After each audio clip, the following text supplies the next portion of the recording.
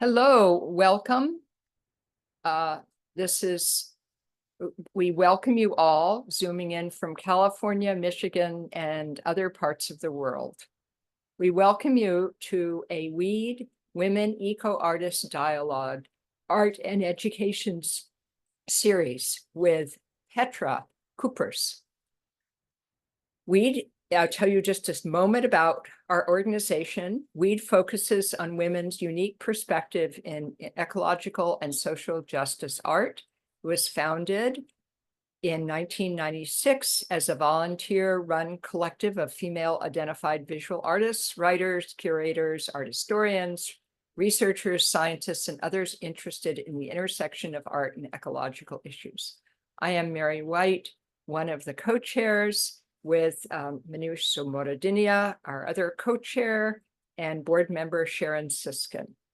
We'll start with the land acknowledgement. And this will be the land acknowledgement for the East Bay of Bay Area. And if you wish, type your own land acknowledgement and your location in the chat. WEED's office sits on the territory of the Wichen, the ancestral and unceded land of the Chichoneo-speaking Ohlone people, the successors of the sovereign Verona Band of Alameda County, near one of the largest shell mounds in the Bay Area. This land was and continues to be of great importance to the Muwekma Ohlone tribe and other familiar descendants of the Verona Band. We recognize the Muwekma Ohlone tribe, who are campaigning to become federally recognized, the Association of Ramaytush Ohlone, who are researching, revitalizing, and preserving Ramaytush Ohlone history and culture, and the Confederated Villages of Lejeune and the Socorro Land Trust, who are working to return native land back to indigenous stewardship, including a large piece of land very near the WEED office. We'll do just a touch of Zoom housekeeping, recording this presentation. Please keep your audio muted during the presentation. The hosts may mute you if there's extra noise. And if you have questions during the presentation, please put them in the chat for the questions section afterwards. We will stop the first recording after Petra's presentation and then immediately start a second recording for questions and answers. So it is my pleasure to introduce Sharon Siskin, who is one of our board members, who's going to introduce Petra Kuppers. So I'm really honored to be able to introduce my dear friend and colleague, Petra Kuppers. And I'm going to read from her biography. Petra is a disability culture activist and a community performance artist. She creates participatory community performance environments that think, feel into public space, tenderness, site-specific art, access and experimentation. Petra grounds herself in disability culture methods and uses eco-somatics, performance, and speculative writing to engage audiences towards more socially just and enjoyable futures. Petra received a 2023 Guggenheim Fellowship and a 2022-2023 Dance USA Fellowship, the American Society for Research's Best Dance and Theater Book Award, and the National Women's Caucus for Arts Award for Arts and Activism. Her first academic book was Disability and Contemporary Performance, Bodies on the Edge. Other books include The Scar of Visibility, Medical Performance and Contemporary Art, Disability Culture and Community Performance, and eco-soma, Pain and Joy in Speculative Performance Encounters. Eco-soma is a phenomenological engagement with intercultural performance practice from a disability culture perspective. This book has now received an honorable mention by the National Dance Educators Organization and was shortlisted for the De la Tour Bueno Prize by the Dance Studies Association and was one of two shortlisted books for the British Theatre and Performance Book Award and the David Bradsby Monograph Award in 2023. Petra is, I should say eco-soma is available open access, both as a free PDF and on Manifold, if folks are interested. Petra is a professor at the University of Michigan in English and Literary Studies, and she also teaches disability and trauma studies. She works with graduate faculty, science fiction and fantasy, teaching, drama and performance, English, eco-criticism, theory, visual culture, gender and sexuality, creative writing, and poetry and poetics. And there's lots more, but I'm going to cut it short here. She's an amazing force, and amazing energy and spirit, and I look forward to this talk. Oh, that's so lovely. Thank you. Thank you, both of us. Thank you, Weed. Thanks for having me. And thank you, Mary, for hosting this. Thank you, Sharon, my dear friend Sharon. I am just so glad to see you here, and I'm so delighted that I can do this. And yay, I love you. I miss you. Sharon and I have been faculty at Goddard College all the way until now that Goddard has gone away. So we've been engaged in really beautiful, exciting pedagogy together for so many years. And I'm always so glad when I see you. And now we see each other on Zoom. Yeah, it's not quite the same, but it's also the topic of this talk. I am talking about how media work, media arts and eco arts can go together. So that's what I'm going to be talking about now in this next hour, next 50 minutes or so. First of all, myself. So I am Petra, she, her, and I come to you from Anishinaabe territory. So I am on Anishinaabe land in what is colonially known as Michigan, Ypsilanti, Michigan, a little Rust Belt city that Sharon just visited not very long ago. So I'm glad that you were able to see our lovely place here. And I am a cis queer white woman of size. I'm a disabled woman. I have silver fox, very short hair. I have very spectacular green glasses, a pink lipstick. I wear a green shirt right now, and my background is pink, like my lipstick. Obviously, this is all completely Zoom organized, right? So this is, I started wearing lipsticks when the pandemic full on hit, because I thought that, this pastry white face could really do with some lipstick enhancements so that my lips were better readable online. So those are the kinds of things that animate many of us in disability culture, how we can think about access together. So lipstick as access technology, I find that interesting.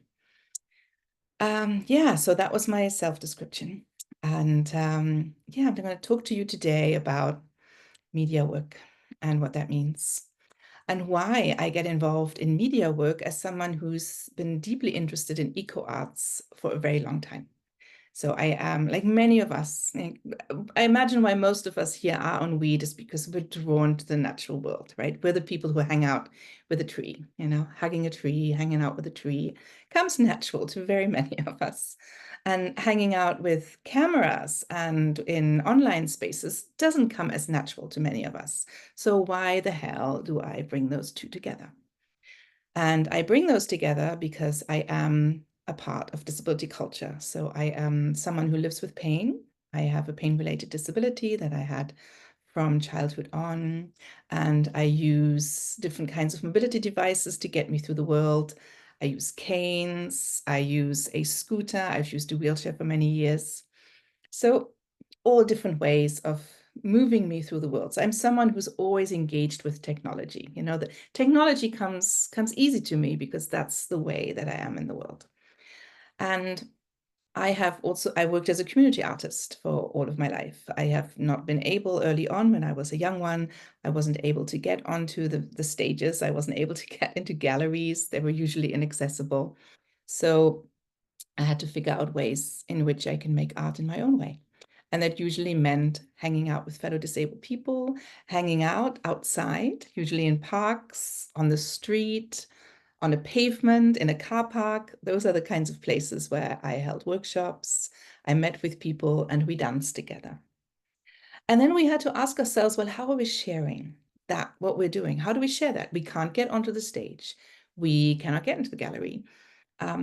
What else can we do? How can we share these community arts jewels that we're creating with one another? And so this is now the late 90s. So it's been a little while. So it's the late 90s, and we came up with the idea that we wanted to share ourselves through video. So that's what we did. So at that time, I was living in Wales, Wales in the UK, and I was living in the middle of nowhere in the Brecon Beacons National Park, actually.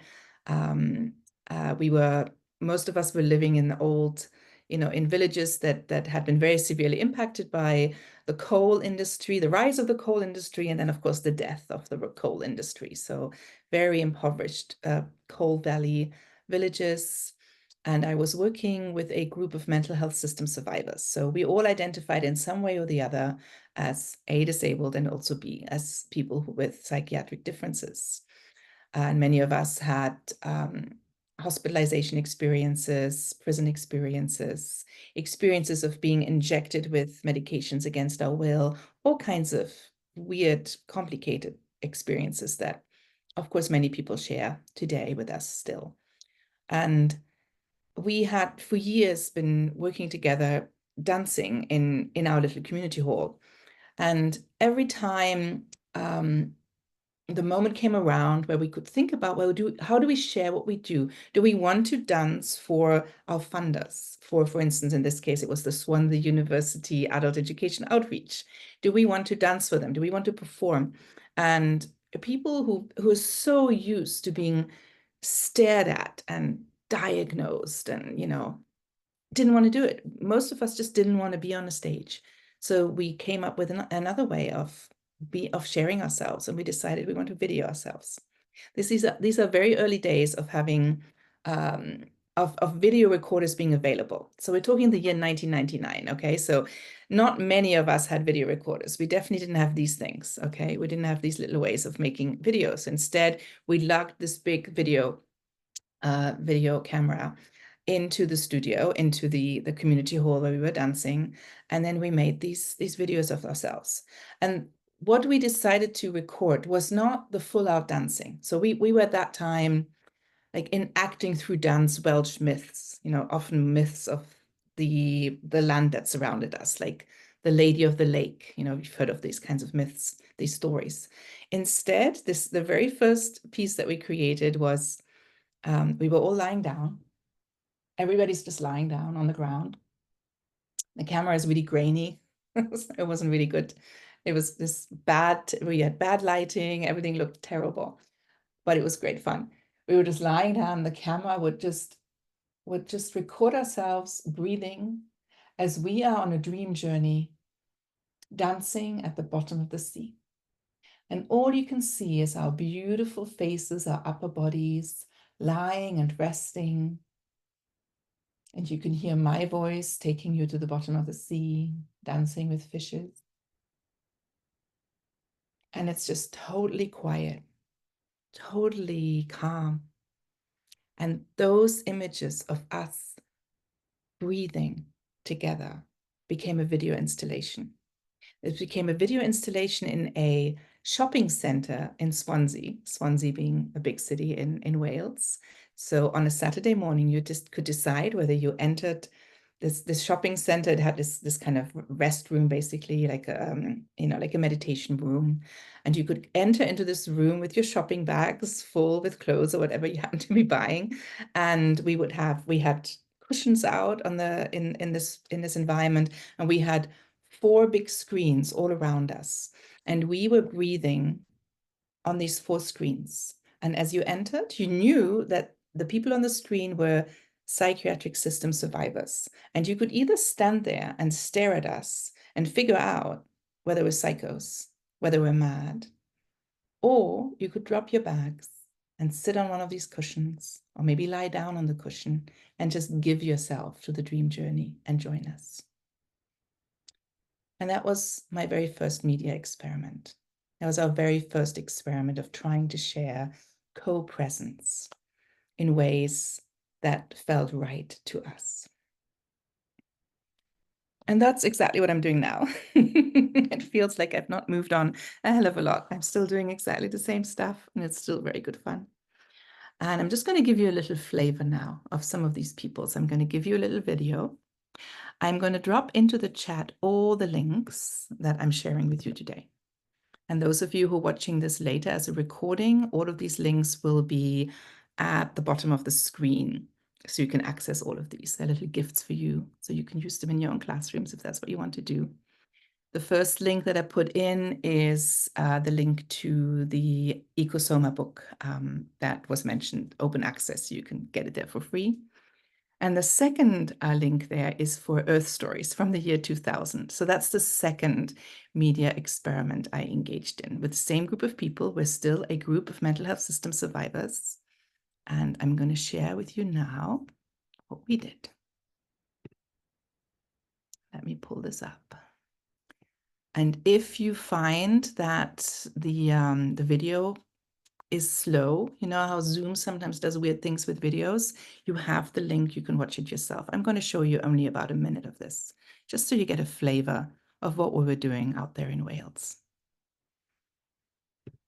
Okay, share sound. That should do it. I hope you can see that.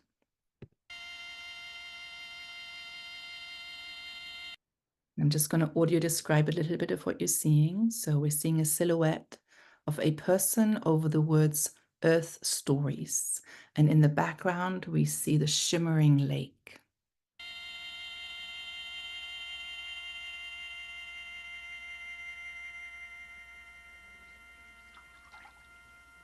I live in the land of the Lady of the Lake.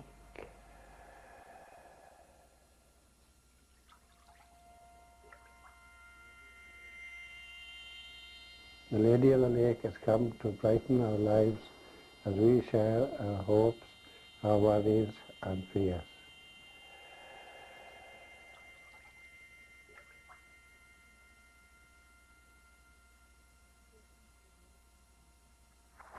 Walking through the ups and downs of life, looking for something, someone, some way out of the confusion. So what we're seeing there is various people, some of them lying on the ground, speaking to the ground, silhouettes of people against the blueness of a lake.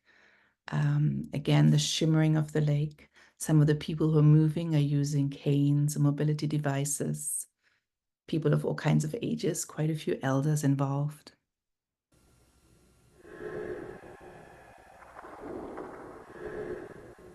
And then we see a silhouette of a woman who's standing like the Lady of the Lake, the lady who is, you know, one of the fairy folk, who is one of the supernatural beings that comes out of the lake in order to give the gift of healing to humans. That is the original Welsh myth. And we are recreating this in this media work that we created in the Ask Reservoir in the Brecon Beacons. It's cold down here in the depths of the well. Time goes by, but not for me.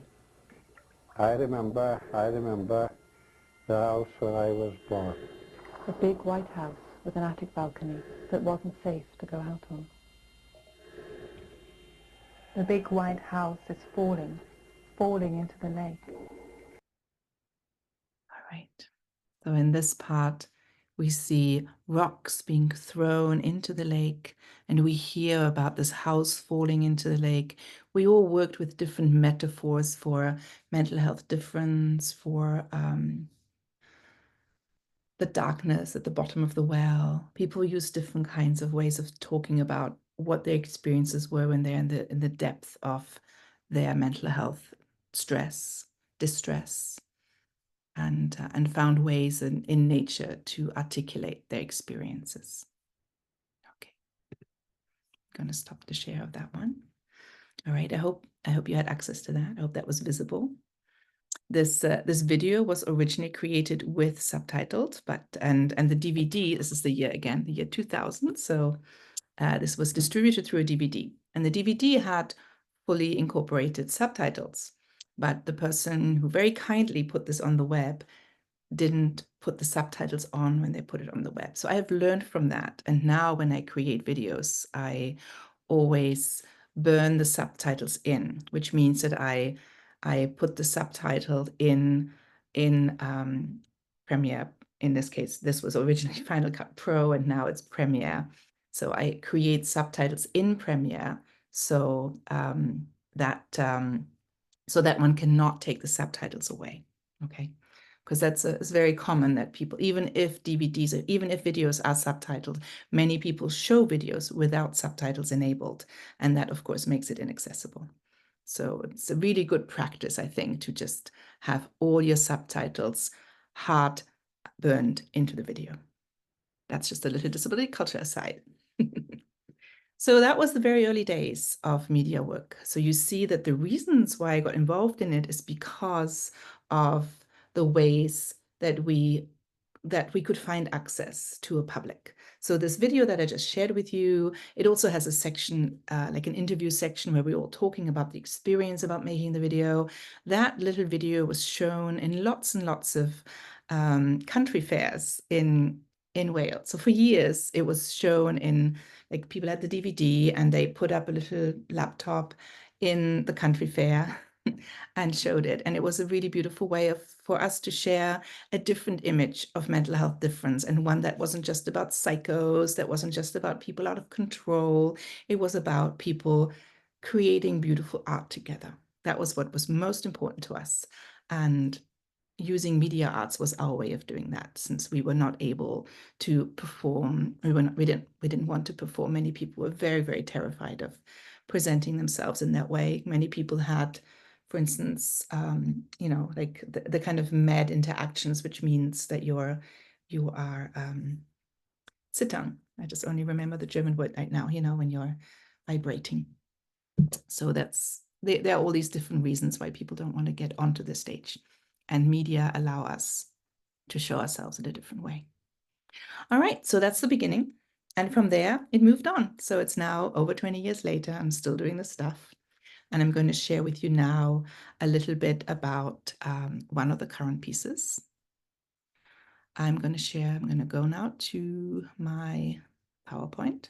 Okay, just a little one, just so you, actually, I'm going to go to another video. Let me set that up. Okay, so I'm now going to invite you on a dream journey with me. Okay, so this is now a piece from Starship Somatics. So this is one of the other entries on the list of things that I shared with you.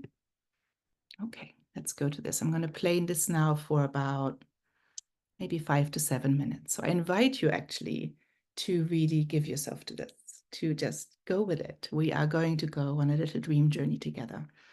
So we are going to do this in an eco-soma way, in a way where we are combining an attention to how we're feeling with an awareness of what's going on in the world around us.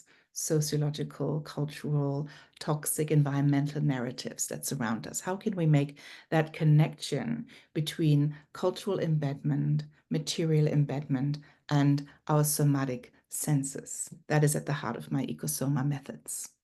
So let me do that by going to this thing. And again, if you're watching this by yourself, it's the Starship Somatics. I'm going to run it from the beginning.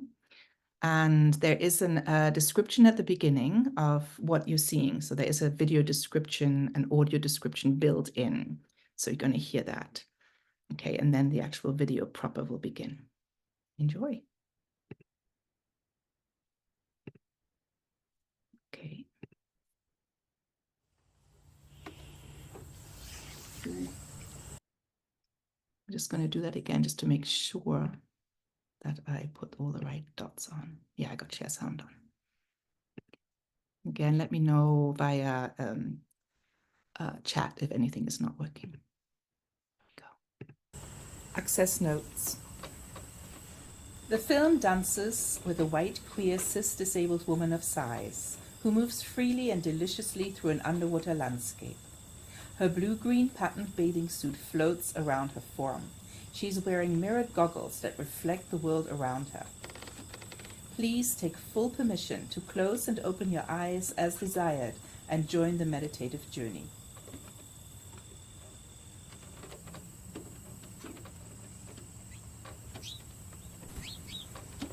Starship Somatics, an invitation. Welcome, dear somanauts.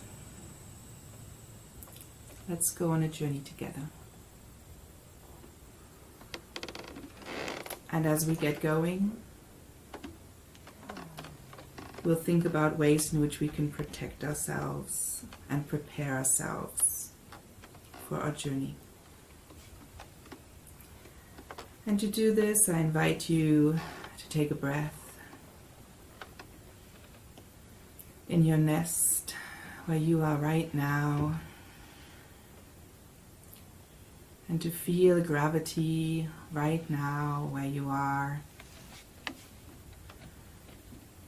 To feel gravity inviting you to anchor on this earth, on the land that you are on right now,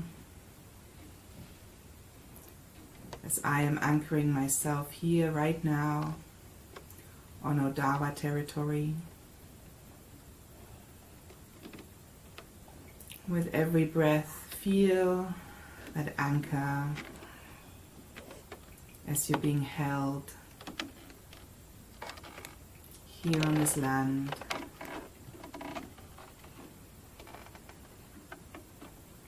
As you feel the weight,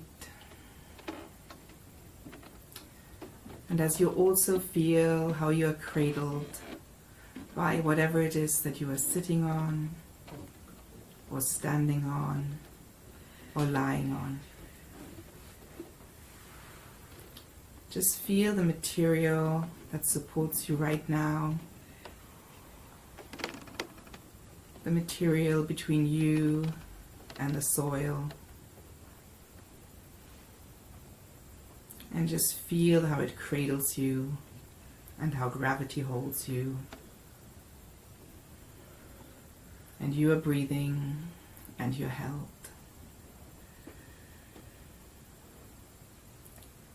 And now let's put on our spacesuit.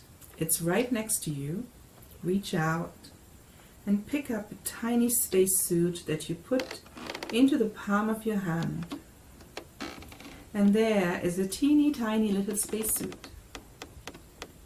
And now you stroke it with your other hand. Stroke the spacesuit that's in your hand and see it unfolding like a flower in your hand. Unfold it. With every stroke it becomes bigger and bigger. And look at the color. Look at the color of your spacesuit. What does it look like? What color is right for you and your spacesuit right now? What do you want to wear today? Unfold it and move it from one palm to the other, if that is accessible to you, and feel the texture of the spacesuit. What is the texture? Is yours silk or wool? Is it a bamboo fiber? Is it a man-made fiber? Is it cotton? Is it velvet? Just feel it. Leather or pleather or latex. And feel it unfolding so you can move it from one arm to the other as it becomes big enough to slip into it. Let's slip into it and stroke it first over one arm and then over the other arm. Whatever is accessible to you. Feel it slipping onto your skin. Stroke it over your torso, over your sexual organs, over your legs, all the way down to your feet. Stroke it up and down. Stroke it over your buttocks and up your back and all the way to your neck and all the way around your neck. And now feel it, how it clings deliciously to you.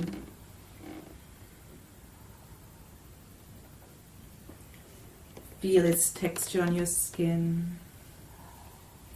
Touch yourself as far as that is accessible to you.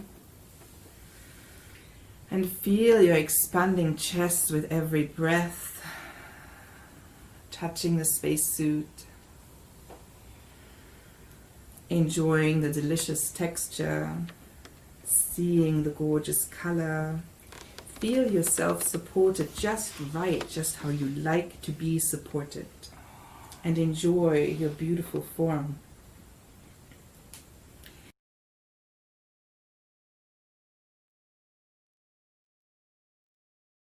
And enjoy your beautiful form. All right. So this is a video that was created as part of a practice that began as the COVID pandemic started. So I hope you're a little bit in that smushy, beautiful space, and hopefully you're all wearing a gorgeous suit right now. Okay. And normally now you would go on a gorgeous journey to the stars. You might go with Sun Ra, you might go with Kitaro, you might go with many of these ancestors of ambient practice. Pauline Oliveros is someone I'm using a lot. And I'm also using a lot of contemporary ambient music producers. And I run these sessions every Tuesday morning, 11 o'clock Eastern time, through Movement Research, which is a New York-based contemporary dance outfit.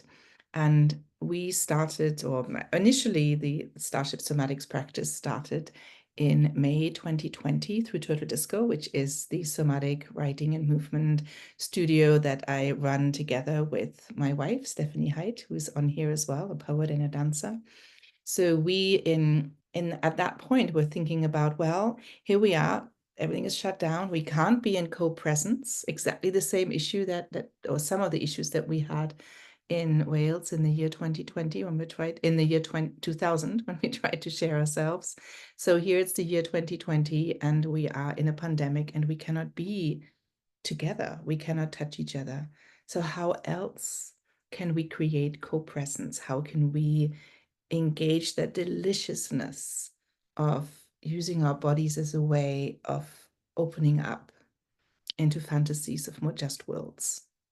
And I decided to try to figure out how to create a somatic practice that can work in an online environment and that is radically accessible.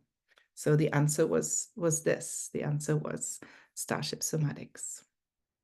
And oops, I just went to a slightly wrong thing there. Sorry about that. So Starship Somatics, as I say, is still continuing on. So it's now 4 years later, and we're still running because, of course, many of us are still in the pandemic. We all are still in the pandemic. It's just some of us are trying to ignore that.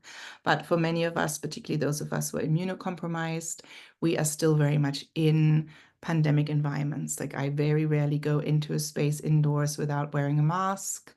Right now it's summer here in Michigan, so it's been delicious. We've been able to be outside all the time, but it gets very hard as soon as you know, the regular world starts up again.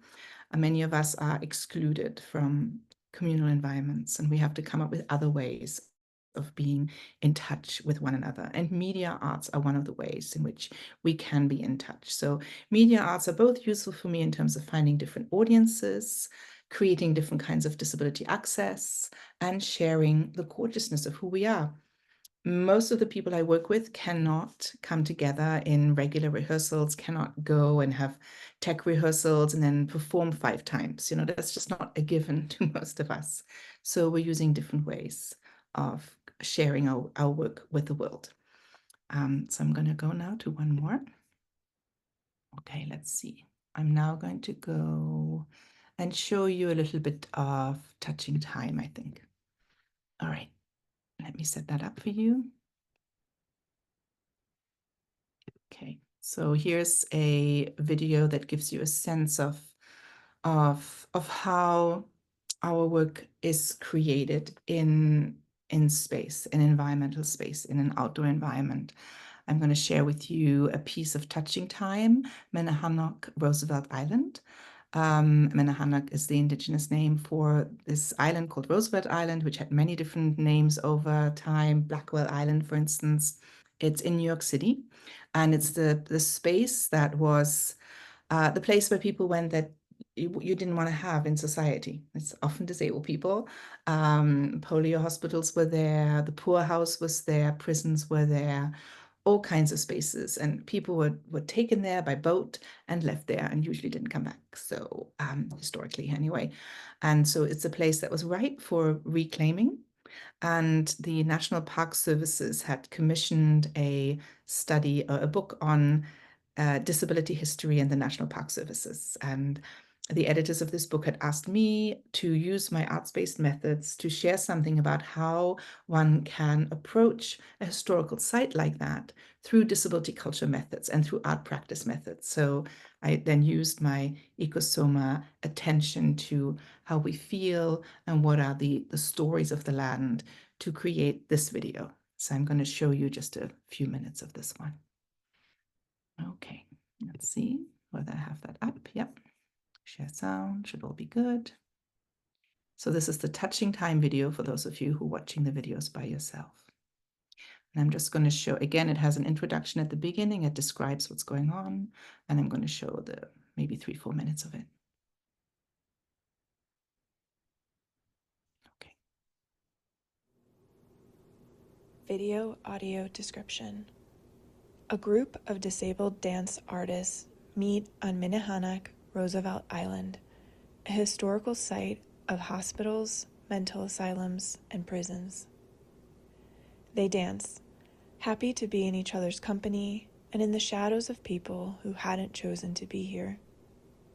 Swirling dates and milestones through their body-mind spirits, they move with and alongside nature, sculpture, community, and the past.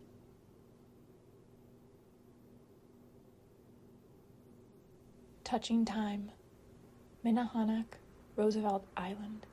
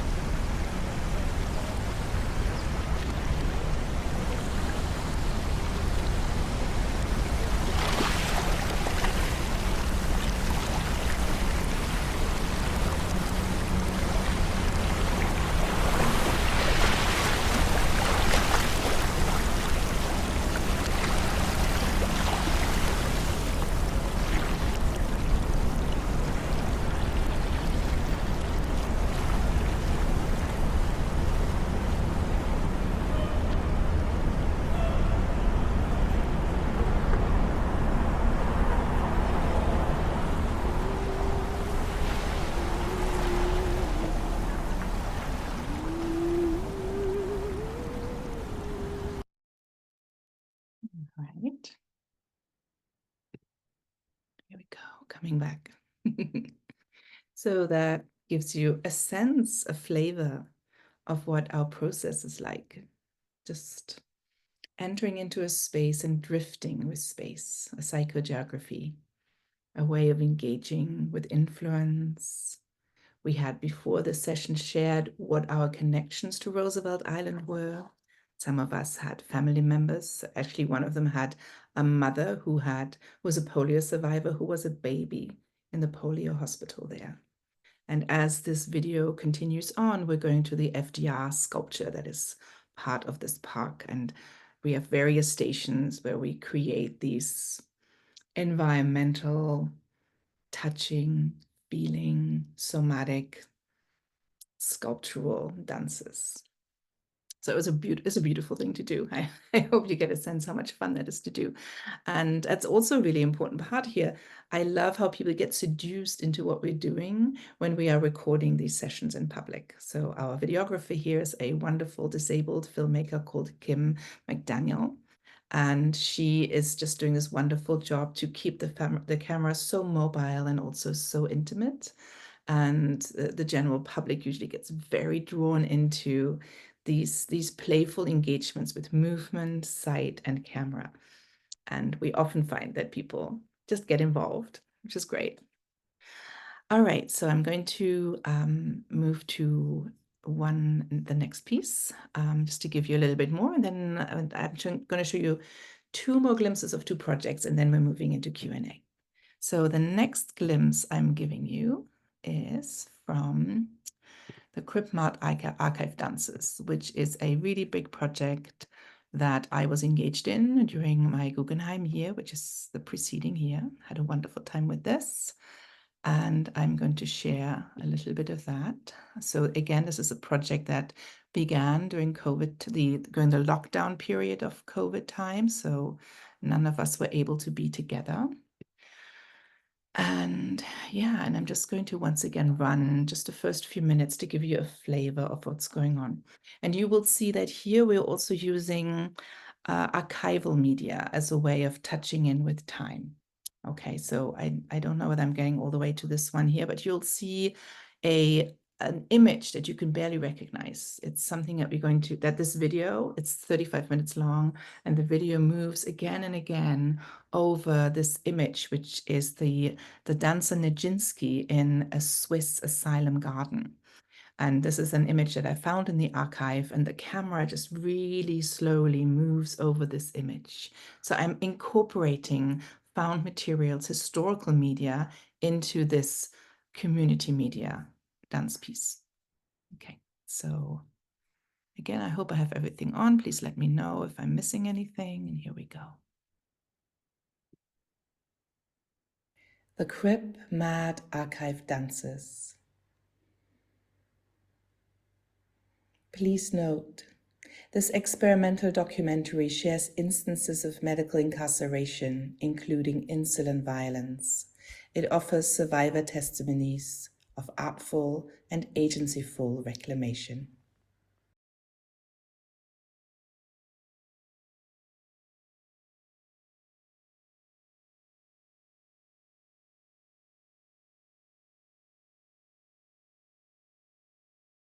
In our Crip Mad Archive Dances, we move with memories of dances, with signs of life and ghostly traces. We long for embodied connections as disabled people, as mad people, so often forgotten or left out of the official histories of dance. We make our own embodied archival gestures. We invite you in.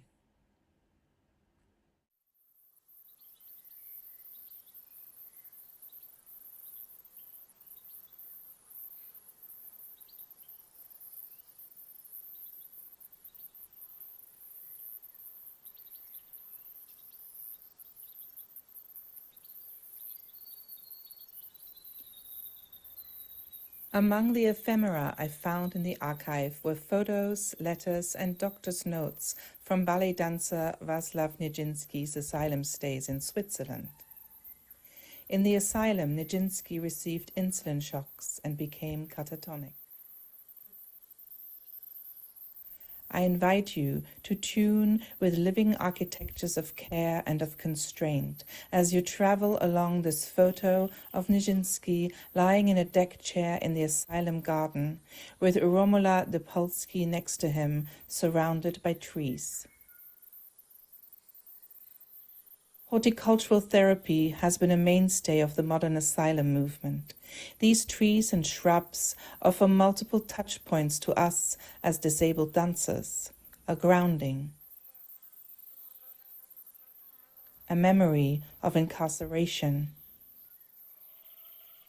aliveness in the asylum, entwined roots and the search for ancestors, healing plants, ongoingness. This is an invitation. Dance with the shrubs and trees, wooden chairs and human bodies, the curves and arches of the image, glares and reflections, video lines and tree trunks, binding us into a common world.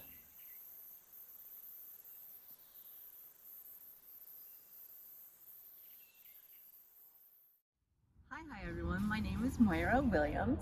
I'm an Indigenous disabled person.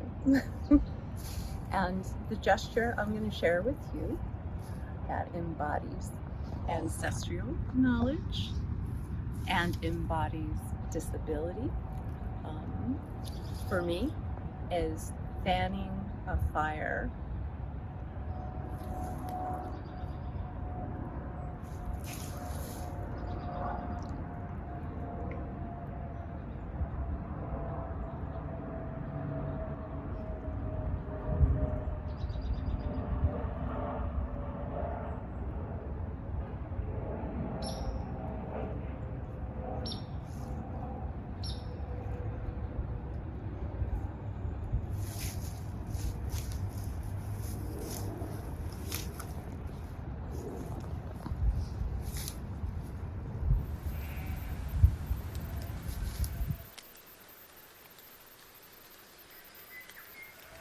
I'm fanning a fire on the mother stone that will enter a sweat house. And a sweat house is a place of sharing stories, knowledge, health, every kind of wisdom. It's a place of reciprocity and silence, holding space together with each other, for one another. The mother stone starts the gathering, starts the fire that needs to be fanned. The mother stone receives offerings of care, of stories, of love, tobacco, goldenrod, knowledge.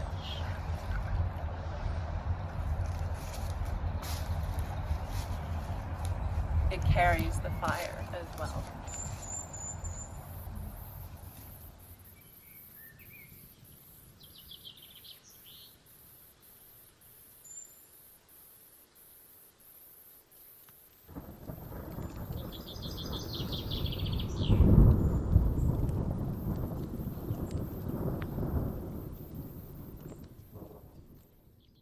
We danced.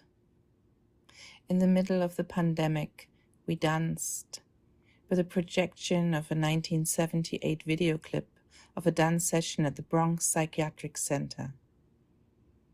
On that screen, people were moving in a circle dance. In front of that screen, us, community dancers, danced in front of the projection. Many of us with psychiatric experiences ourselves. And we tune with the video. We tune with the score.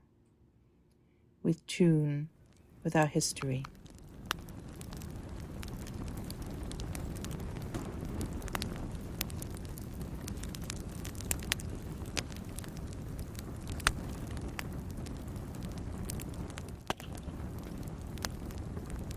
Hi, I'm Chenika Swepulis, and I'm an interdisciplinary artist. I want to thank Petra for inviting me to share a movement.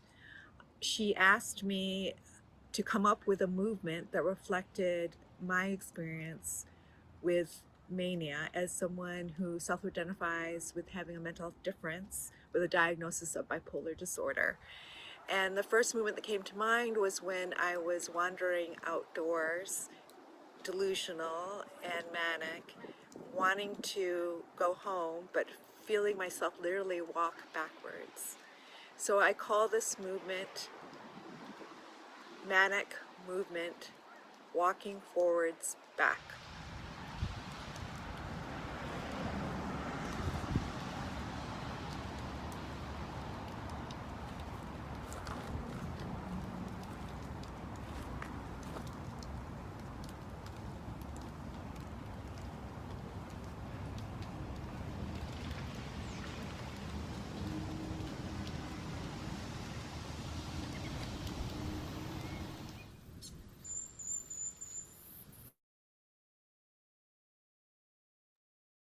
How do we move on a land?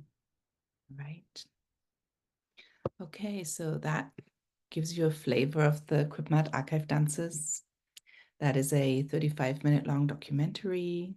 Lots of beautiful people were involved in this one and are sharing their experiences through these beautiful community media gifts. So that was also a really important aspect of media work in the pandemic, that we could give each other gifts now with these things, right? With the cameras that so many of us carry. So this whole film was just shot with our personal cameras and was put together on a laptop here, this laptop that I'm speaking on right now. So the accessibility, the availability of media means that many more of us can share our stories in these ways. So that's, for me, a really fascinating part of using media arts and eco arts together.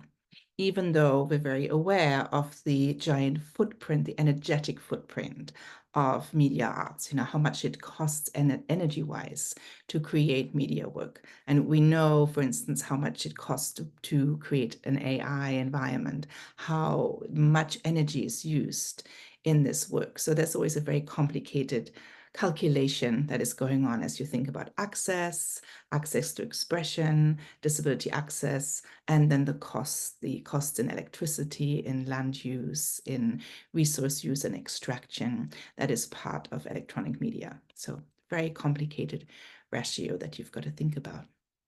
I'm now going to end with my last project, my current project, the one I'm right now in the middle of. I'm just beginning, actually, in some ways. I'm currently a fellow of an organization, and I'm a Just Tech fellow, Justice and Technology, Just Tech. So as part of the Just Tech Fellowship, I'm creating a Crip cave and a Planting Disabled Futures video, sort of virtual reality environment. So I've been exploring with media arts, obviously, for quite a long time now, like nearly 30 years at this point. And at various points, I've engaged with immersive media. Like I've described this early installation from the year 2000 to you. Right now, my collaborators and I are beginning to investigate virtual reality, headset work. And again, with an interest in how we can create,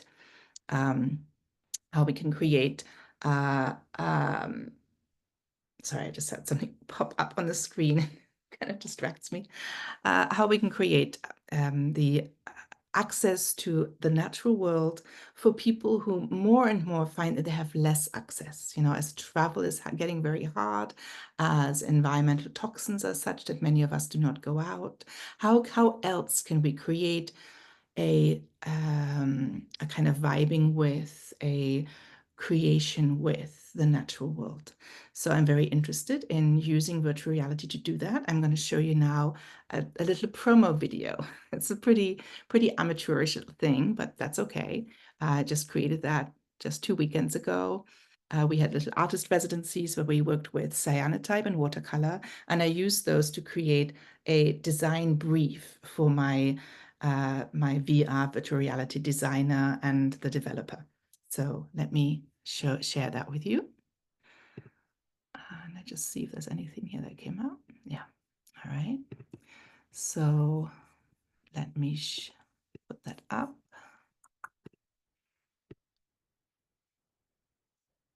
Where did I put that now? Okay, just 1 second. Okay. Okay, so this is the last entry into the list that I shared with you earlier on. Share. Here we go. All right, I'm just going to run the first few minutes of that, and then we're ending and going into Q&A. Okay. Here we go. Planting Disabled Futures, the Crip Cave World, an Invitation. In the following video, I, a white cis queer disabled woman, narrate the creation of a virtual reality app, and I use a lot of images. And these images are just ideas for people to take on a journey. They are created through cyanotype and watercolor, so they are blue, they're often stippled, there's a lot of little white and blue areas. The main color scheme on top of the blue is a violet, a green, and a darker color. There's an image of the Crip Cave where I'm narrating what the various elements of the Crip Cave are. And then the green, pink, and blue, black images show trees, leaves, portals. They're often round, and they're added on with white and black ink.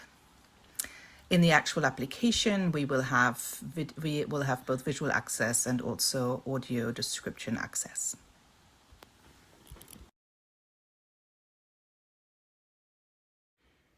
Hello, everybody.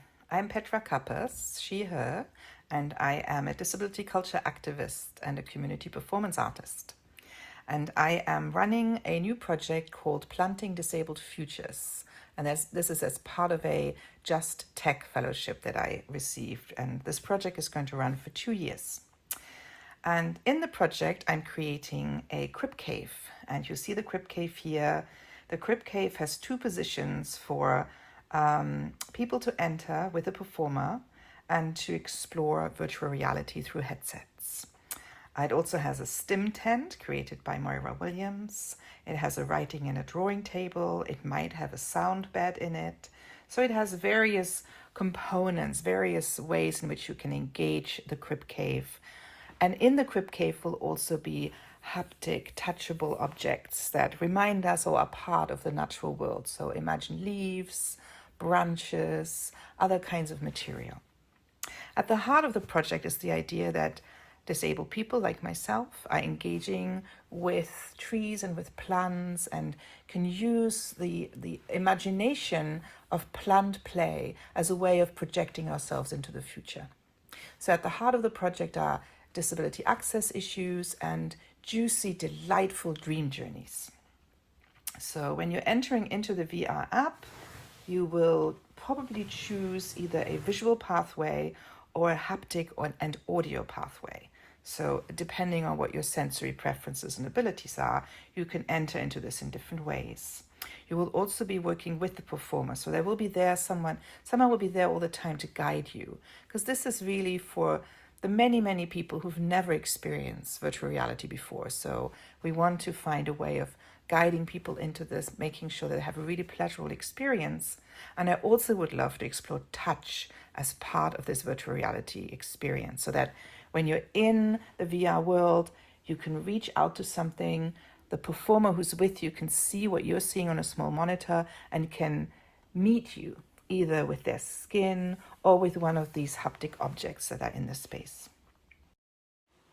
As a research group, we have to figure out how we make that accessible, how we maybe create rituals or other ways in which people can get comfortable with that permeable barrier and touch within a virtual world. So here's just some ideas of how this might look inside this frame. So you'll see in front of you this tree-like structure, and as you're entering the set, you're in this 3D world. Obviously, you're surrounded by a forest, by plants. You can choose, you see a portal there, you can choose to either go up or to go down. You can go into the branches and the leaves, or you can go down into the roots. I am currently thinking of the branches up, the up area as a way to guide you into audio journeys. So short, maybe 10-minute long meditative journeys where you are drifting with plants and inside plants, and you're meeting spirits. You're getting immersed in a dream world, guided through a voice. When you go down into the roots, you will encounter portals. So here's an image of what I imagine the upper world to look like. So the branches and leaves, and you see these sensation hubs. So as you're entering these, there will be different kinds of journeys available for you. Then when you're entering into the below grounds, the barks and the roots, you'll see here an image that shows you again portals at the bottom, and it shows you that the white dots, I imagine those to be like haptic interfaces, that when you touch them, there's some kind of interface. And we're not sure yet whether we're going to use controllers or maybe a different kind of method, or maybe there won't be any anything that you hold in your hands. Again, we got to think about disability access. So it might be a preset journey. So we'll see what happens, but those are some of the things I'm interested in.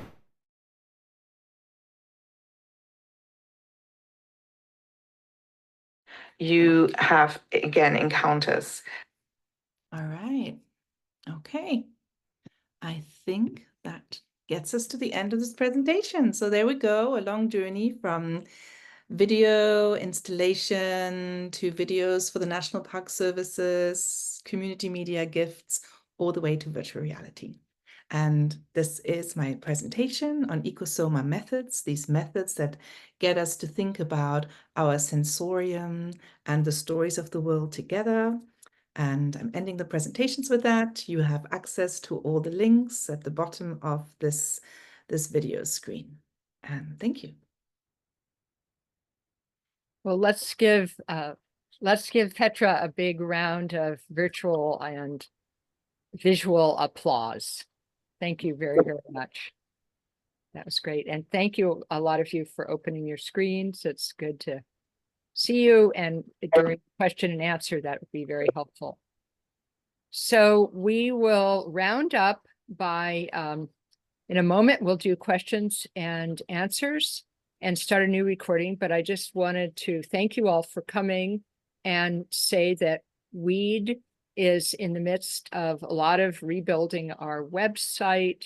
Speaking of technological issues, our artist directory, and we can always use support if you're interested. And I put our website in the chat, and even if you just like to sign up for our newsletter, some of you are members, but maybe some of you are interested in joining. And this fall, look out for our online exhibition on land. And then also in September 4th, we're having a special member benefit workshop for another technological challenge of Instagram. We've have a young woman who's very good at communicating through Instagram, who's going to give a training session to any WEED members who'd be interested in learning more on how to reach out through that app. Okay, and then also we're always looking for board members and volunteers. Okay, well, thank you very much. This is a wonderful presentation, and so we'll now close